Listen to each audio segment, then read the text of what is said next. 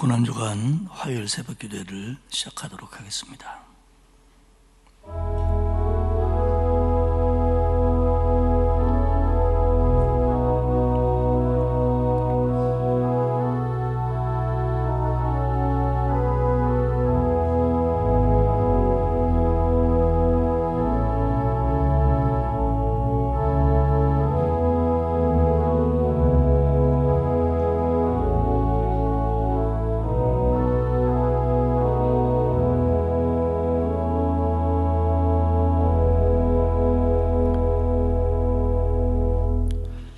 우리를 구원하사 자녀 삼아주시고 하늘의 소망으로 살 수 있도록 이끌어주시는 하나님의 은혜와 사랑 진심으로 감사를 드립니다.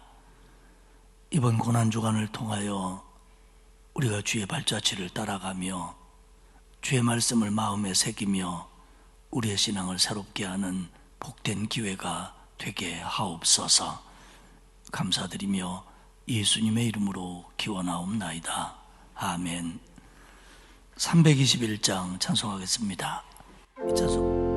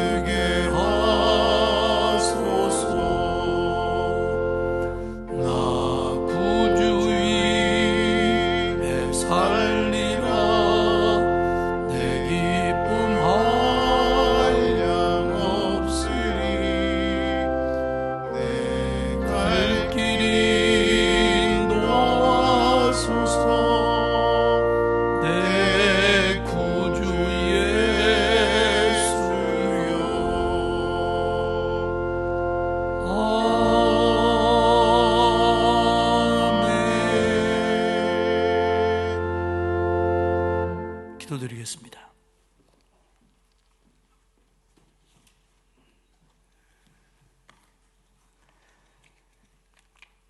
우리를 구원하시려 이 땅에 오셔서 십자가에 죽으신 예수님 감사드립니다.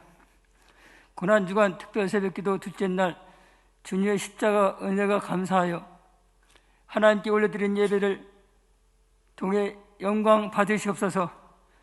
주 하나님, 이 시간 우리가 세상에서 지은 죄를 회개합니다. 용서해 주시고 구원의 확신과 사죄의 은총을 주옵소서. 하나님 아버지, 예수님이 가신 고난의 그 길을 우리도 가게 하시고 주님이 지신 십자가 우리도 지게 하옵소서. 나에게 주어진 십자가의 길이 너무 고통스럽고 힘들지라도 예수님이 함께하기에 감사함으로 지고 기쁨으로 감당케 하옵소서. 예수 그리스도를 인격적으로 깊이 만나는 성령의 체험을 하기 원합니다. 이 시간 찾아오셔서 우리를 성결하고 거룩하게 하옵소서. 겸손하고 낮아져서 모든 것을 내려놓고 예수님의 십자가 사랑이 충만한 하나님의 사람으로 거듭나기 원합니다. 예수님이 계신 그곳에 우리도 항상 있게 하옵소서. 예수님이 그러셨던 것처럼 십자가 사랑을 나누기 원합니다. 영육이 힘든 우리의 이웃들에게 주님의 사랑을 전하게 하옵소서. 십자가의 끝은 부활입니다. 부활하신 주님을 만나 천국의 기쁨을 마음껏 누리며 이제 이 지역과 세계 열방에 십자가 부활을 전하게 하옵소서. 한 영혼을 천하보다 귀히 여기시는 주님의 그 안타까운 사랑이 우리를 통해 세상에 전해짐으로 구원받는 자의 수가 많아져 우리 교회가 부흥하고 하나님 나라가 확장되게 하옵소서. 새벽에 기도한 자들의 기도를 들으신 줄 믿습니다. 하나님 아버지, 초대교회 성령의 역사가 이곳에 모인 모든 성도들과 그 가정에 임하여 성령 충만하게 하옵소서. 말씀을 전하시는 담임 목사님, 성령의 권능에 사로잡히게 하시고 능력 있는 말씀을 전하실 때 은혜가 넘치게 하옵소서. 예수 그리스도의 이름으로 기도드립니다. 아멘.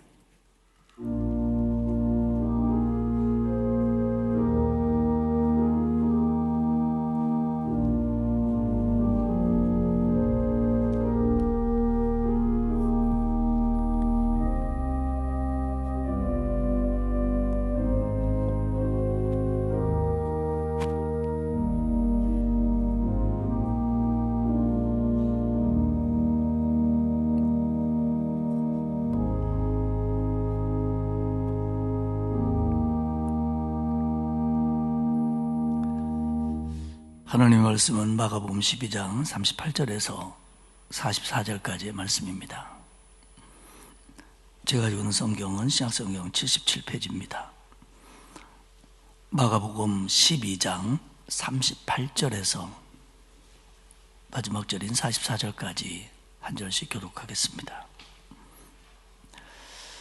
예수께서 가르치실 때에 이르시되 긴 옷을 입고 다니는 것과 시장에서 문안받는 것과 회당의 높은 자리와 잔치의 윗자리를 원하는 서기관들을 삼가라. 그들은 과부의 가산을 삼키며 외식으로 길게 기도하는 자니 그 받는 판결이 더욱 중하리라 하시니라. 예수께서 헌금함을 대하여 앉으사 우리가 어떻게 헌금함에 돈 넣는가를 보실세. 여러 부자는 많이 넣는데 한 가난한 과부는 와서 2렙돈 곧 한 고드란트를 넣는지라.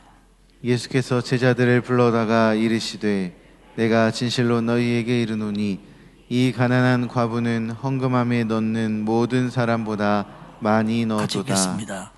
그들은 다 풍족한 종에서 넣었거니와 이 과부는 그 가난한 중에서 자기 모든 소유 곧 생활비 전부를 넣었느니라 하시니라. 아멘. 오늘 이 새벽 고난주간 기도에 동참하신 여러분들에게 하나님이 주신 은혜와 평강이 넘치시기를 축복합니다. 예수님의 고난주간 둘째 날, 사실은 셋째 날이죠. 주일부터 따지면 화요일은 흔히 변론의 날이라고 부릅니다. 마가복음 11장 20절부터 시작되는데요. 예수님과 유대의 종교 지도자들과 아주 격하게 변론을 하는 그런 하루였습니다. 이게 이제 사실은 권위의 문제입니다. 왜냐하면 예수님의 입장에서도 그렇고 지금까지 유대인의 종교를 이끌어온 사람들, 그러니까 뭐 대제사장이나 뭐 서기관이나 또 정치적으로는 산헤드린이나 뭐 거의 그 사람이지만요, 이게 지도자가 되고 리더가 되고 특별히 뭔가를 가르치는 사람들은, 특별히 종교적으로는 더 그렇죠, 이 권위가 있어야 되는데, 그래야 그 권위에 의해서 하는 말씀도 그들 가슴 속에 들어갈 수가 있고 또 뭐 존경도 받을 수 있고, 그런데 이 권위가 무너지고 나면 하는 말도 가르침도 행동도 누군가에게 영향을 줄 수 없게 됩니다. 그렇기 때문에 지금 예수님의 그 지금까지의 그 말씀을 가르치는 거나 또 다른 사람들 앞에서 신앙의 정도를 얘기함으로 말미암아 대제사장이나 서기관이나 바리새인들의 권위는 땅에 떨어졌습니다. 그리고 주일날 있었던 이 예루살렘 입성으로 예수님의 권위는 올라가고 자기들의 권위는 바닥을 쳤지요. 그리고는 그 다음날 월요일날 있었던 성전 청결 사건을 통해서 지금까지 예루살렘 성전을 이끌었던, 이스라엘의 종교를 이끌어갔던 사람들은 이제 백성들에게 있어서 설 자리가 없을 정도로 권위가 바닥으로 내려앉았다는 겁니다. 그렇기 때문에 그들은 이제 가지고 있는 생각은 그겁니다. 우리의 권위를 회복해야 된다. 그러기 위해서는 예수가 없어져야 된다. 그런데 예수를 없애려면 따르는 자들이 있기 때문에, 많은 백성들이 있기 때문에 우선 예수를 없애는 것이 정당화되려면 예수님의 권위를 무너뜨려야 되고, 예수님이 따를 만한 사람이 아니라는 걸 많은 사람들 앞에서 보여주고 알게 하자. 이게 유대인 지도자들의 한결같은 마음이었습니다. 예수님을 그대로 뒀다는, 성전을 관리하고 이스라엘에게 말씀을 가르쳤던 자기들의 설 자리가 없는 겁니다. 그래서 예수님을 공격해서 예수님의 신뢰와 권위를 무너뜨리려고 하고, 더 나아가 그것이 잘 되면 이제 예수님을 죽이려는 계획을 구체화하려고 하는 겁니다. 그래서 11장 28절에 보면 그들은 대놓고 예수님에게 이렇게 묻습니다. 네가 무슨 권위로 이런 일을 하느냐? 누가 이런 일을 할 권위를 너에게 주었느냐? 당신은 제사장도 아니고 서기관도 아니고 백성들의 대표도 아닌데 무슨 권위로 하나님의 말씀을 가르치고, 무슨 권위로 성전이 잘못됐다 잘됐다 당신은 그렇게 말하냐? 당신에게 이런 일을 할 수 있는 권위가 어디서 온 거냐? 누가 당신에게 이런 권위를 줬냐? 이게 누가 인정한 권위냐? 결국 이스라엘 내에서 제도적인 권위나 종교적인 권위가 예수에게 없다는 것을 만천하에 그들은 보여주고 싶었던 겁니다. 그러자 예수님은 즉답을 피하고 그들에게 되묻습니다. 이것은 예수님의 어떤 특이한 스타일이라기보다는 그 당시에 유대인들 랍비는 제자들과 가르침을 주고받을 때 제자들이 질문하면 그 질문을 가지고 스승이 제자들에게 다시 질문하고, 이런 방법으로 교육을 진행했다고 합니다. 그렇기 때문에 그들의 질문을 듣고 예수님이 되묻는 것은 결코 돌발적인 행동은 아니었다고 하는 겁니다. 예수님은 30절에서 그들에게 이렇게 되묻습니다. 그럼 나도 너희에게 물어보마. 요한의 세례가 하늘로부터냐 사람으로부터냐? 요한이 많은 사람들에게 회개를 외쳤고 사람들에게 세례를 주었는데 그 권위는 하나님이 준 거냐 사람이 준 거냐? 그러자 예수님을 공격했던 유대 지도자들은 고민에 빠집니다. 그래가지고 이 부분을 의논까지 해요. 이게 하늘로부터다라고 얘기하면, 그러면 너는 왜 요한의 가르침을 따르지 않느냐? 특별히 세례 요한은 예수 그리스도를 메시아라고 인정했는데 세례 요한의 권위가 하늘로부터 온 거라면 너희도 예수님을 인정해야 되지 않냐라는 궁지에 지도자들이 빠질 것이고요.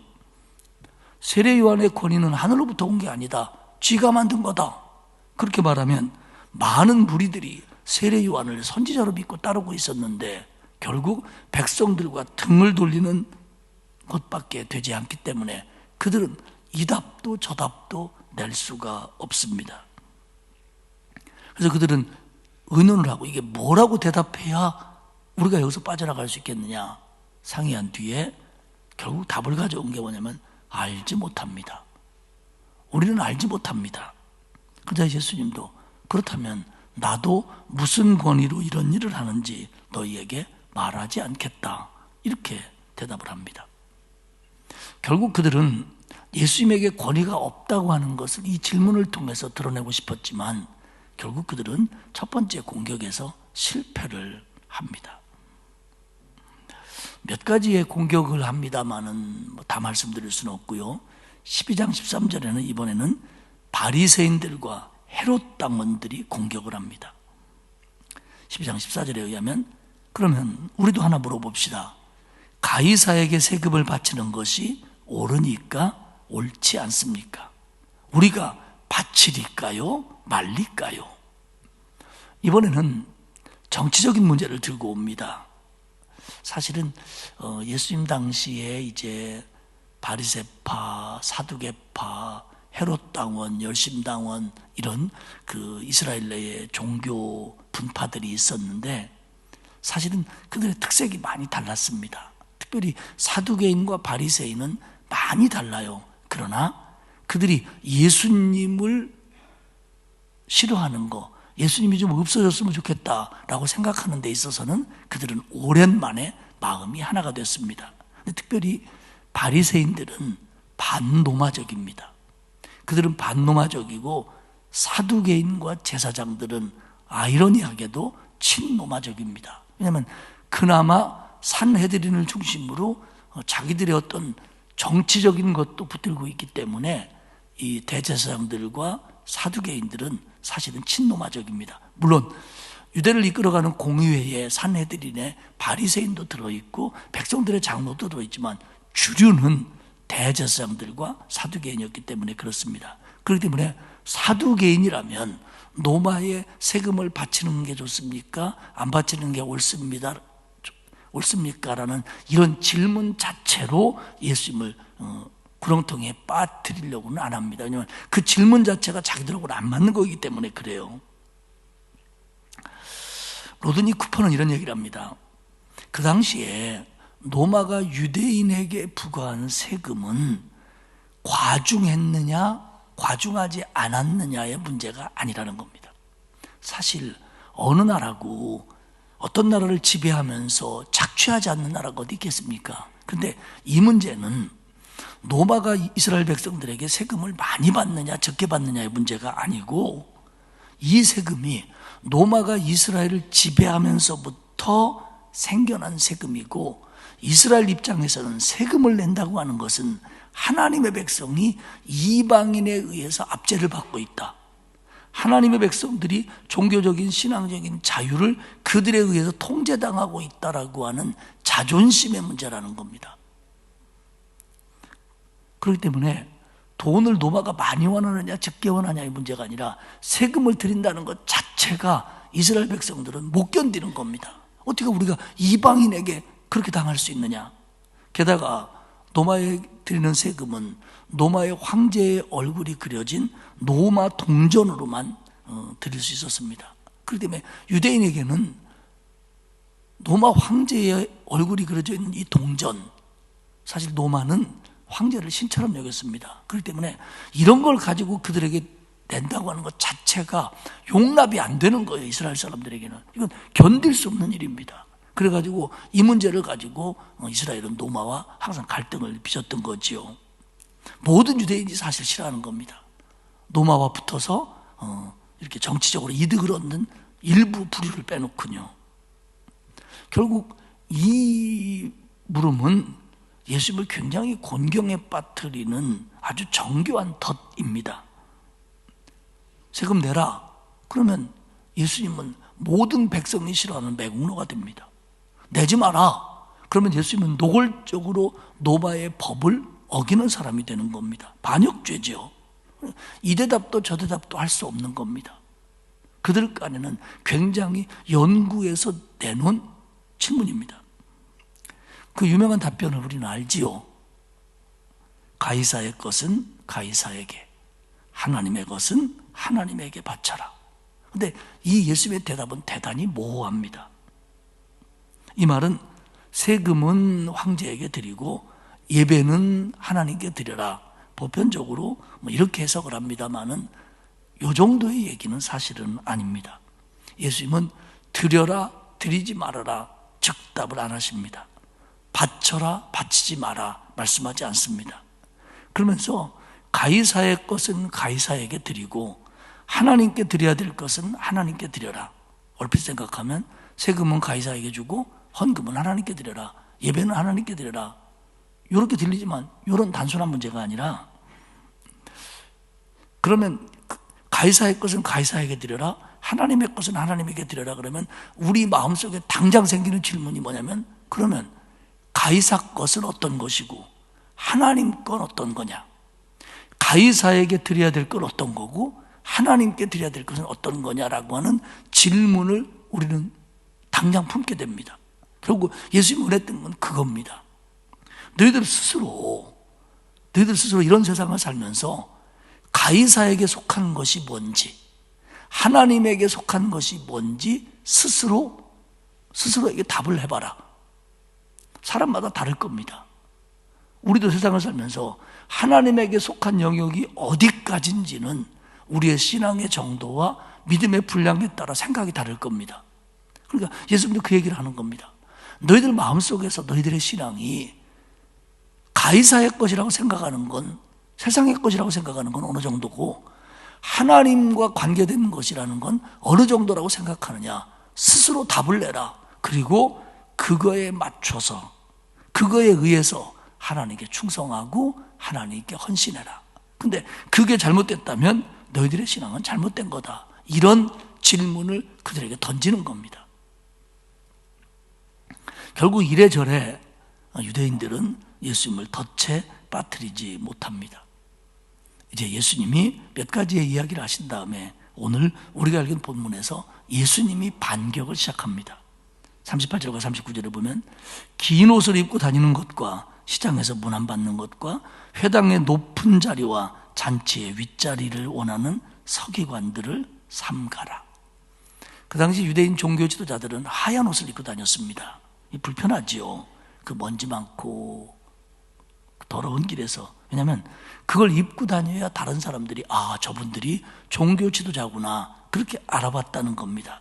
그래서 인사를 하는 거죠. 대우를 해주는 거죠. 그리고 성전이나 회당에서도 가장 좋은 자리에 앉았습니다. 잔치가 열리면 상석에 앉기를 원했습니다. 그러니까 이 서기관들로 대표되는 유대인의 종교주자들은 높임 받기를 원했던 거예요. 교만했습니다. 그런데다가 그들은 탐욕이 가득해요. 사람이 존경을 받으려면 존경받을 만한 행동을 해야 되고 존경받을 만한 마음가짐이 있어야 되는데 그들은 높은 자리에 앉기만 원했지 그런 진실한 마음이 없는 거예요. 40절에 보면 그들은 과부의 가산을 삼켰다 이렇게 표현합니다. 그러니까 과부는 율법에 의해서도 그렇고 유대인의 사회 통념상 가난한 사람들입니다. 도와줘야 될 사람들이고 불쌍히 여겨야 될 대상이에요. 근데 그들의 그 가산을, 얼마 되지도 않는 가산을 서기관들이 삼켰다라는 겁니다. 이 부분에 대해서는 여러 가지 해석이 있습니다. 예를 들면 과부가 남편이 죽었을 때 서기관들이 재산 정리 같은 걸 도와준다고 하면서 착복을 했다든지, 또 과부의 재판이나 송사 같은 걸 관여해서 부당한 이득을 취했다든지 아주 다양한 방법으로 힘없고 약한 이들의 것을 뺏었다는 겁니다. 왜? 탐욕이 있으니까, 탐욕이. 그런데다가 그들은 40절에 위선과 외식이 가득했습니다. 외식으로 길게 기도하는 자니. 그러니까 결국 과시용으로 신앙생활을 한다는 겁니다. 기도를 길게 하는 게 얼마나 아름다운 신앙의 덕목입니까? 그런데 이것이 사람에게 보이려고 한다는 거예요. 그래서 기도 시간이 되면 일부러 길에 서 있어서 그 기도 시간을 지키면서 길에서도 기도하고, 결국 존경을 받으려고 하지만 존경을 받을 만한 마음가짐도 삶의 모습도 열매도 없었다는 거예요. 그런데 그 자리는 놓기 싫은 겁니다. 그리고 예수님 말씀하시는 거예요. 그런 사람들 삼가라. 그런 사람들 멀리해라. 배우지 말아라. 그건 바른 신앙이 아니다. 그러면서 오늘 이 얘기의 마지막은 가난한 과부의 헌금에 관한 교훈으로 마무리를 합니다. 성전 헌금궤 옆에 예수님이 자리를 하십니다. 당시에 성전 헌금궤는 여인의 뜰에 있었을 걸로 봅니다. 그러니까 유대인들과 여자들까지 들어갈 수 있는 곳에 헌금함이 있어서 누구나 그곳에 와서 헌금할 수 있었던 겁니다. 41절부터 쭉 읽어보면 부자는 그곳에 와서 많이 넣습니다. 한 과부는 2렙돈 1고드란트를 넣습니다. 그런데 이 2렙돈의 그 가치가 굉장히 적었는데 당시 한 사람의 품삯이 1데나리온이었습니다.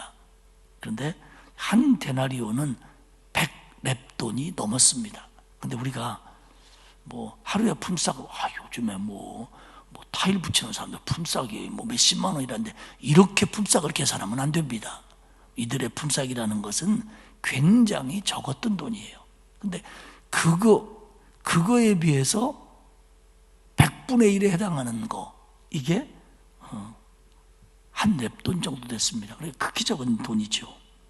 그런데 예수님이 평가하시기를 43절에 보면 이 과부는 헌금함에 넣는 모든 사람들보다 많이 넣었도다. 44절에 보면 그들은 다 풍족한 중에서 넣었거니와 이 과부는 그 가난한 중에서 자기의 소유 곧 생활비 전부를 넣었느니라 하시니라. 여러분, 헌금을 많이 한 게 잘못됐다는 얘기가 아닙니다. 여기서 풍족하다라고 하는 단어는 잉여라고 번역할 수 있습니다. 남은 것의 개념입니다. 그리고 여기서 가난한 중에서의 가난은 부족 결핍의 개념입니다.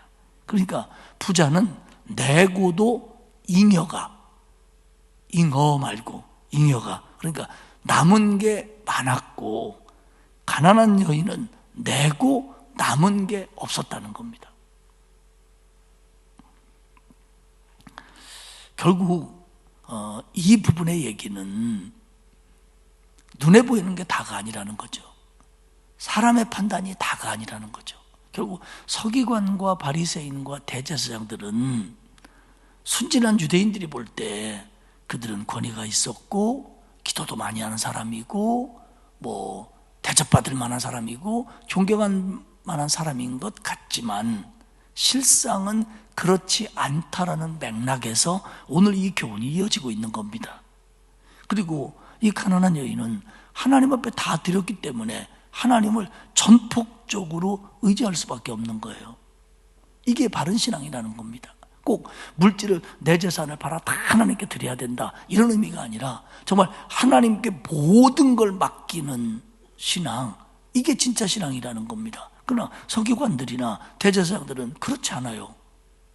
하나님 얘기하지만 하나님께 모든 걸 맡기지도 않고 하나님께 모든 걸 순종하지도 않아요. 그러면서 자기들은 하나님이 주신 권위가 있다라고 생각을 하고 있는 겁니다. 사랑하는 여러분, 우리가 이제 저도 그렇고 여러분도 그렇고 연약한 부분도 있고 약점도 있고 또 우리가 한계도 있기 때문에 정말 욕심도 있을 수 있고 또 높은 자리에 있고 싶기도 하고 때로는 하나님보다는 사람의 눈을 의식하기도 합니다. 그렇습니다. 그러나 이게 우리에게 그런 생각들이 들고 또 그런 마음이 나는 전혀 없다, 이렇게 말할 사람은 없을 겁니다. 저를 포함해서. 근데 문제는 신앙생활 하면서 이런 것들이 좀 다듬어져야 되고 버려질 건 버려져야 되고 만들어질 건 만들어져 가면서 가야 되는데 우리의 중심이 사람에게 보이는 것, 내 욕심을 채우는 것, 내가 높아지는 것, 서기관들처럼 그런 것에 매여 있다라고 한다면 우리 안에는 예수님의 권위가 들어오거나 예수님의 말씀이 들어오거나 예수님의 은혜가 들어올 여지가 적다는 거예요. 그리고 들어와도 그런 것들 때문에 그 은혜가 내 안에서 자리를 못 잡아요. 이게 지금 유대인 지도자들의 문제입니다. 그들이 몰랐던 내용이 아니에요. 그들이 모르고 있는 내용이 아닙니다. 그들이 어느 것이 옳은지 어느 것이 잘못인지는 그들도 알아요. 그런데 이게 하나님 안에서 은혜로 자리 잡지를 못하는 거예요.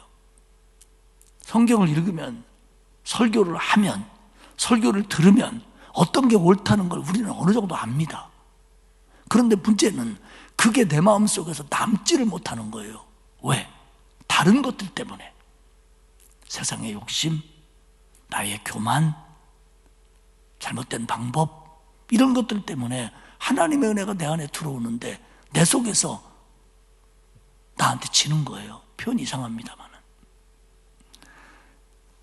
사랑하는 여러분, 우리가, 저도 그렇고 여러분도 그렇고 신앙생활하면서 오래 신앙생활했다, 내가 목사다, 이게 중요한 게 아니라 정말 말씀을 읽고 말씀을 듣고 또 삶을 살아가면서 하나님이 내게 주신 작은 은혜들을 소중하게 여기며 그것에 의해서 회개하고 고칠 건 고치고 격려받을 건 격려받고 또 바른 건 바른 줄 알고 이러면서 우리의 신앙생활이 가야 주님과 동행하는 길이 되는 거고 주님을 기쁘시게 하는 신앙이 된다는 걸 저도 여러분도 마음에 꼭 새기시기를 축복합니다.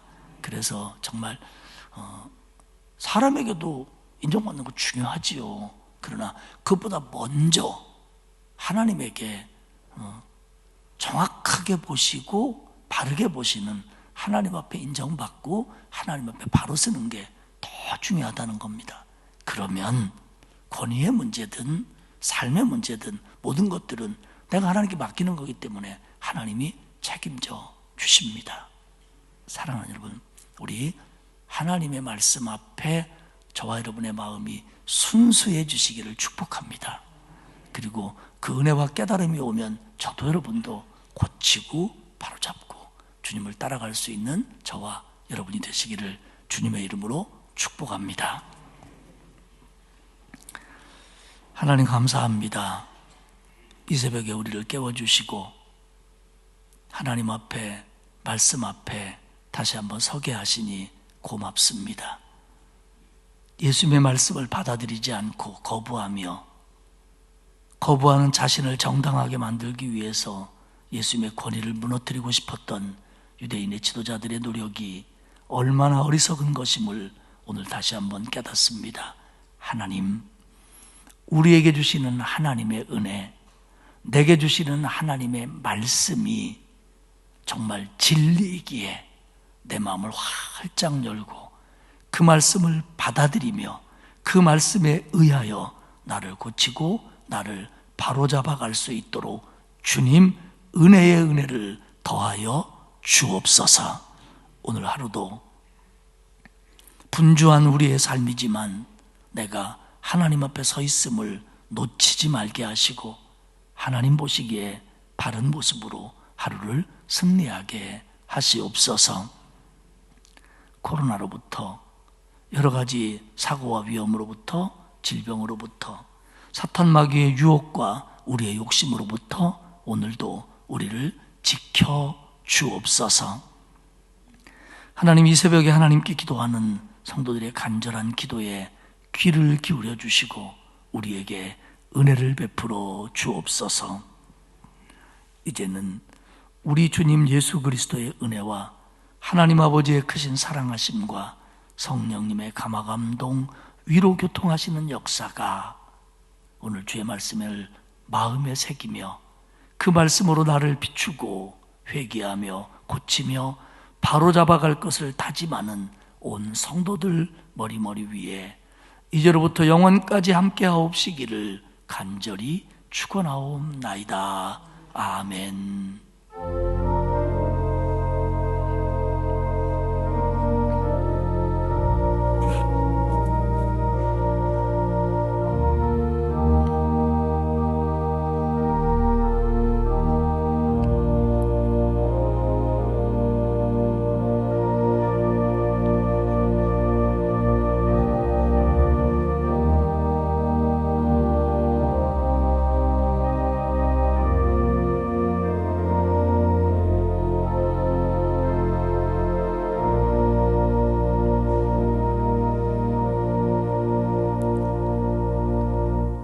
주님의 권위, 말씀의 권위를 다시 한번 인정하며 그 말씀에 의해서 신앙생활하는 내가 되게 해주십시오.